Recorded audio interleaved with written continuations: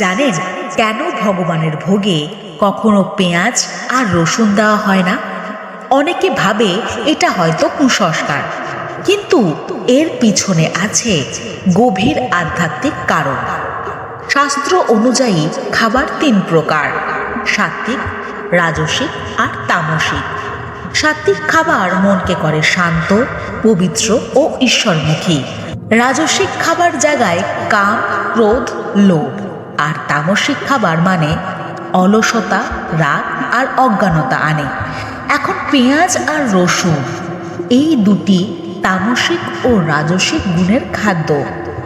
এগুলো খেলে মানুষের ভেতর রাগ, কামনা আর অস্থিরতা বেড়ে যায়।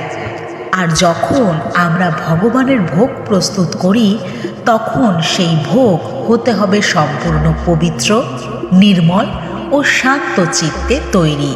ভগবানকে দেওয়া ভোগে তাই এমন কিছু দেওয়া যায় না যা মনকে তাড়িত করে শরীরী বাসনায়।